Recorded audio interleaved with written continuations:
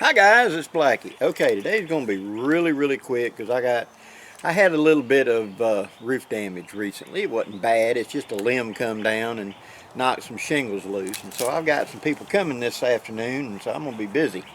So I have to do this really quick. So, three or four quick things to point out. One, my gathering is going off as planned.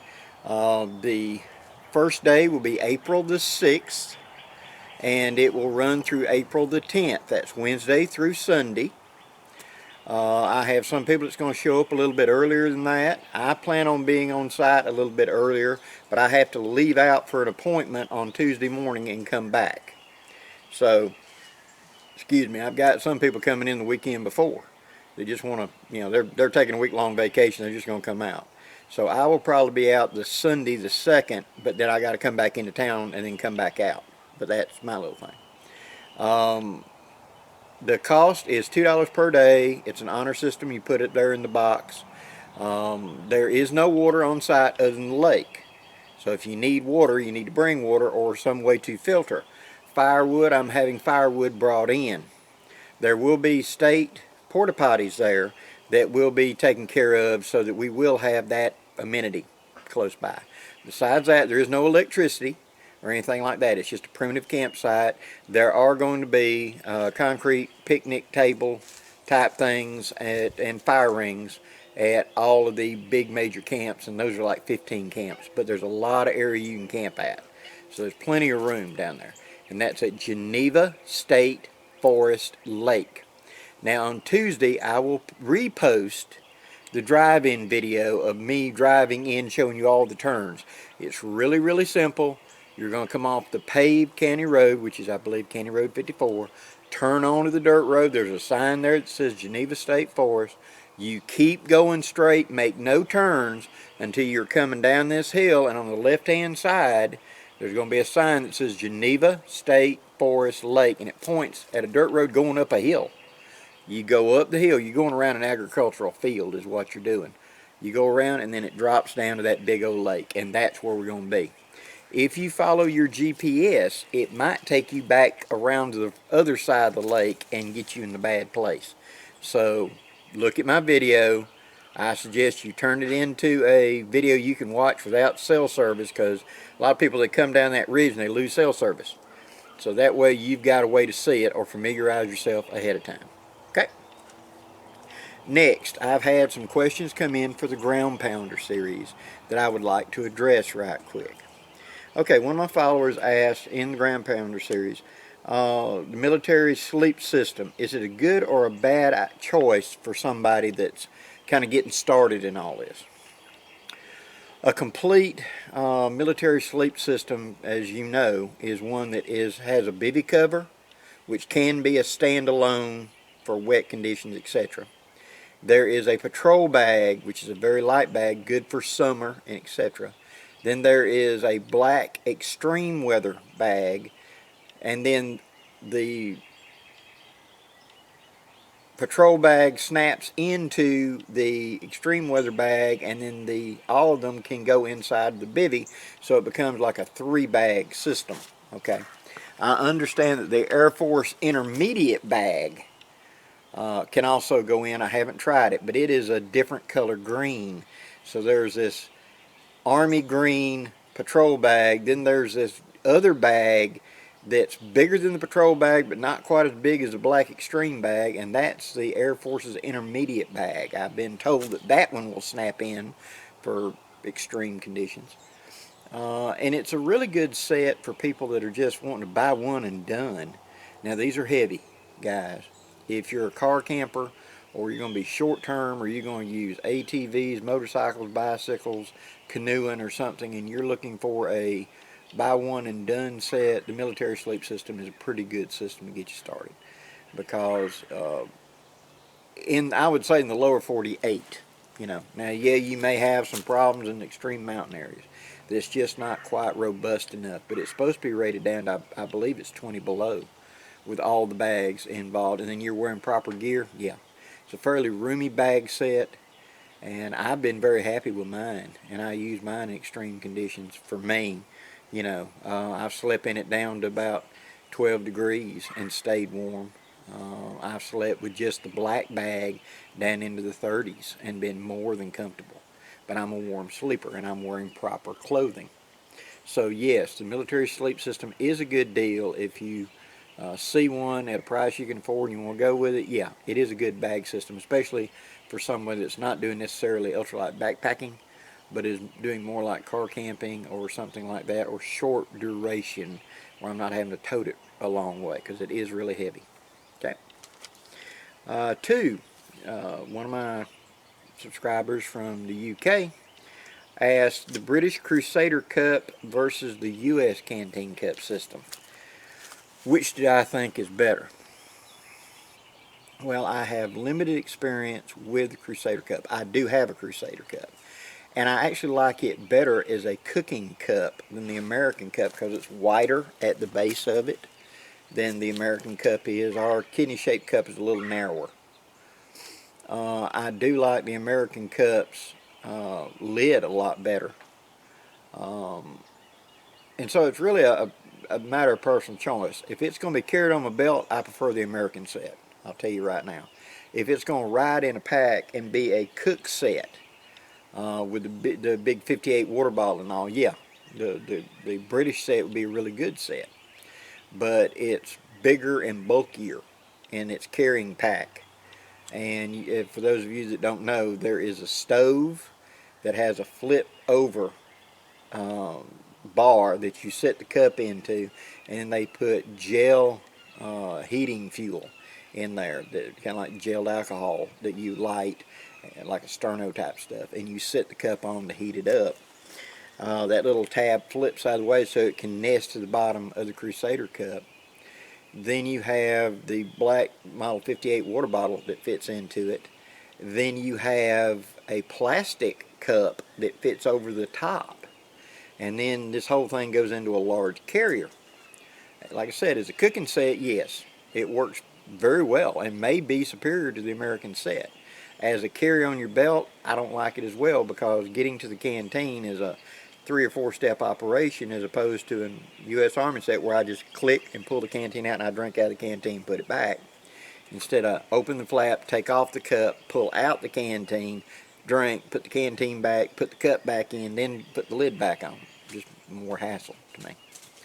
But as far as a cook set, yeah, I like it better as a cook set. It's got granulation markings on the side for measuring and stuff. Can be a very good. It does have the butterfly handles though, and that some people do not like that because it's hard to put a handle on it to extend it out on fire like the American solid handle. But you know, it's just one of them things. I think it comes down to personal preference.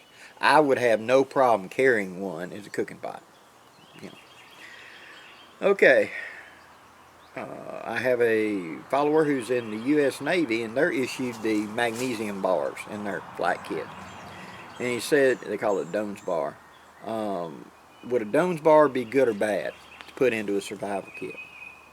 Now, these are the Magnesium Bars like you get at Walmart, etc. The military called it a Dones bar back in my day. I guess Dones was manufacturing it. And it's got a striker along the edge, and the rest is a block of magnesium. You're supposed to shave it down and get a pile of magnesium and then use the sparker to ignite it. I don't like it a lot because when you ignite that magnesium, it goes and it's gone. And so everything's got to be just perfect because you're going to get just a flash of fire. It's not going to be a constant flame. It's going to burn for a second. It's just going to go flash and it's gone. And to me, that doesn't work out as well. I played with them. I've used them in making cotton balls and Vaseline. I'll take a file and sand it to get the magnesium dust, and then I'll mix that with the Vaseline to put into the cotton ball. And that will give you hotter little flare-ups. So as it's burning, you get these flares and generate more temp, you know. And I've made fire straws out of that to be able to heat up canteen cups of water in winter and use as a candle and be a fire starter and things like that. So any of those above work really well. But as a general rule, no, I don't think much of the Dones bar. I understand where the military is coming from. They wanted something that was not in any way could cause a fire by itself, just sitting there. Whereas something like a liquid fuel or something like a lighter could end up being a fire hazard, but the dome bar wasn't. So I can see where they put that in certain kits. But to me, just get a big old ferro rod. You'd be far better off just going with like a, a half-inch diameter ferro rod blank. Take you a tape handle on the top of it with a little lanyard so you can hang it or hook it to your gear so you don't lose it. And I recommend you put, since it's black, put something colorful on the cord so you can see it. So if you drop it in the leaves or you drop it in the water or whatever, you've got a better chance of seeing it, because black on black on black just blends in, and you're down there doing this in the dark trying to find it. So make it something that you can find easy. But that's just my 2 cents. Okay, number 4. Coal Hauler asks, is the U.S. shelter half any good as a tent? I'm assuming you're meaning putting together the full pup tent. As a half, I would rather tote a tarp. A single half really isn't that good of a shelter. As you set it up and you lean the front wings out, it's almost vertical, and you've got very little overhead coverage. It's all dependent on direction. If the rain's coming in at a slant, yes, you've got it. If it's coming straight down, you don't. You're just right on the knife edge. You can't get far enough under it because of the angle. It's only about that wide, and so you're laying there flat on your back, you're taking up much of that space. So you'd have to be up against the canvas on your side. And I have used one before, so I do have experience with it. As a complete pup tent, it's heavy by modern standards. But I have one, and what I did was I took an extra shelter half and I split it and made it like a lean-to. And what that means is, where you've got the usual pup tent, I cut the main body so it came out like this, and I add extra tent poles. So it's got a 3/4 round army tent, and then the big main open area right here standing out, and you go underneath it. I used that for quite a while, several years, as a canoe tent, because I wasn't having to tote it. And I liked canvas. I always liked canvas. But like the Alice Pack, you're going to find a lot of people that have love and hate relationships with the U.S. Army pup tent. It goes all the way back to the Civil War in some form of idea, and I would really recommend, if you're going to go that, you want to go that route, I'd recommend you just get a tent or get a good tarp. The 8x8 tarp that I demonstrated, that I recently got, yes, they're an investment. They're like 200 something bucks. They are not cheap, but at the same time, they're going to last forever. And being able to take it and turn it into an enclosed tent like I demonstrated is better than a pup tent. It really is. I can get more usage. I can turn it into a diamond. I can turn it into many, many things for roughly the same weight. So I would recommend going with like an 8x8 tarp rather than going with that pup tent, really. Yes, they're great nostalgia. Like I said, I've camped one. I will camp one once in a blue moon in the winter for nostalgia. And if I had a grandson running around, or a granddaughter, yeah, I would definitely set that up in the backyard for a base camp for us to work out of. It'd be great. But I think its time as a military piece of gear is past. And you're better off with a poncho. If you said that we've got to go somewhere and we got to be living off the land, I would not be toting a pup tent. I'd be toting a poncho. I'd do better with just a poncho. That's just my 2 cents. Okay. The Iliad, very cool name, has asked, is the large Alice Pack a better buy than the medium Alice Pack for woodscraft? The large Alice Pack is a better winter pack because you're going to be carrying bigger, bulky things. It is not a good pack for an everyday pack because it is so big. But now, okay, I've got to qualify that. The average person is going to just put way too much gear in a backpack if you give them a chance. We like our comforts. And so if I give you a bag with, 60 cubic feet of space in it, you're going to fill it up. If I give you one with 20 cubic feet of space, you're going to fill it up. So if you're the type of person that can refrain and want to just get one surplus pack, a large Alice, and learn how to travel light in the summer and just put it in that big bag and just scrunch it all up, yeah, you could do that. And that would give you the opportunity in the winter to have room to carry your more bulky winter clothing, sleeping bags, shelters, etc. But it's really not that great an idea. It's going to come down to you. Have I done it? Yes, I have done that. I carried just a large Alice for 6 months one time, and through summer and winter conditions, I used just that pack. In the summer, it was too much bag, and in the winter, it was full. Not necessarily more heavy, but full. And so if it was a world go to hell and I had to hand you one piece, a medium or a large, I'd hand you the large because you had the winter capability. Okay? Hope that answers your question. Okay. This was a technical question.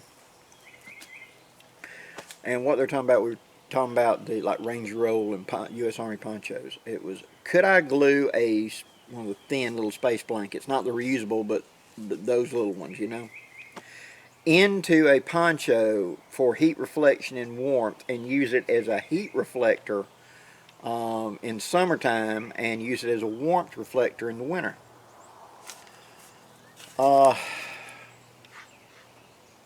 Technically, I think you could do it, but it may have to be noisy as all get out. Those Mylar blankets are just crinkle, crinkle, crinkle, crinkle, and they're not that durable. Even if you did find some sort of bonding system that you could bond it to a poncho, it would be fragile. That Mylar dries out, the Mylar cracks, it's just thin plastic. And I don't think it'd be very durable. Would it be a heat reflector? Yeah, you can turn the poncho up and use it as a UV heat reflector, like I've talked about in past videos of in extreme heat of making a double roof of tarps to break the heat off of you more and have more of a true shade than just a shadow. But it wouldn't be very durable. I'd recommend against it. Just my 2 cents. Now go ahead and try it. If you got one and you want to try it, you learn by experience. And God knows I have tried some redneck inventions before. Some of them worked out, some of them didn't. And give it a try. If it's something you really want to do and you can afford it, it's something that, I wasn't going to use this poncho for anything anyway. And can I put spray adhesive of some kind and stick it to it and see how durable it is? As a Ranger Roll that's going to ride in your vehicle? Yeah, because you're not going to be using that much. Okay. But I think the reusable space blanket's a better deal. Just me. Okay. Okay, and finally, number 7. The Model 65 jacket. Would you recommend looking for and finding the extra line hood for it? If you're up in the cold country where it snows most of the year, yeah, it'd be a very good addition to have that. The little thin hood that comes with it is great for knocking the wind off of you, like I've showed you making a pillow. But the big hood that's got the fur lining on it turns it into kind of like a parka. That and several liners would make it more of a true parka up there in that kind of cold wind and rain and snow conditions. It would be an asset. I had one. I found it was very rarely I ever had to use it down here in my south because it was never that cold and we don't have snow. But if you're up in the cold country where you have snow, it would be a worthwhile addition. The jacket before it, the 54, 58, something like that, fishtail parka, came with a big old hood that was designed to go over everything. Much like the Gore-Tex jackets of the late 80s came with that big old hood that'd go over a helmet, and you had room to turn your head inside the hood with a helmet on. That kind of hood was on those old fishtail parkas. And when they went to the 65, they wanted that capability in the cold country, because remember, it was the Cold War, and we believed we were going to be fighting Russia just any day now. We're going to be fighting Russia in the Black Forest of Germany, and we're going to be in Arctic conditions and everything else. So they wanted the Army to be adaptable and have that kind of capability where you could take your jacket and I could hand you a hood and more liners and turn it from an intermediate into an extreme cold jacket quickly. Yes, there was better gear, but that was kind of specialized gear that wouldn't have been, mass issue. And so that big hood and liners and gloves I could hand to you quickly, and you could just augment your existing equipment and upgrade, so to speak. That's what they were going for. So yeah, that big hood would be usable. Okay, now last thing to talk about. Remember I got the RST rescue tool from William Collins, okay, which is a hone. I talked about that. Well, I got the final model. This was a prototype, and I got the final model. Now it's a little bit thicker than my original prototype.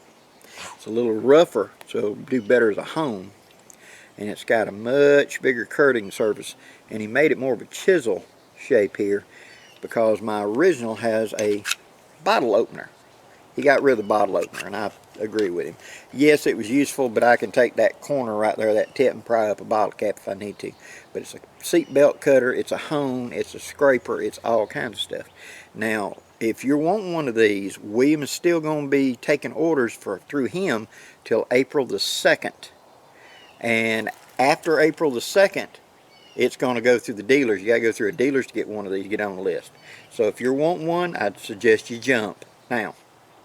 Now, this one is mine, and this is going to become a companion probably onto my WCSK.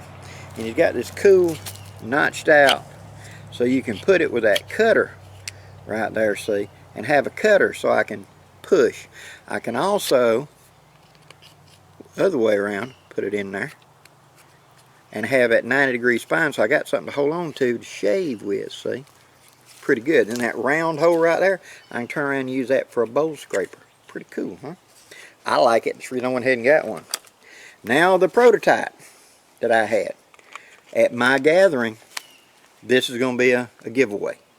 I've got just a few, not as many as I had last time, but I got a few items I'm going to be giving away where we're going to do drawings on at the big camp meeting and give these away. So this will be thrown on the blanket for anybody coming to my gatherings got a chance to win this. Hope you enjoyed all this video, guys, and thank you for listening. And please hit like and share before you go.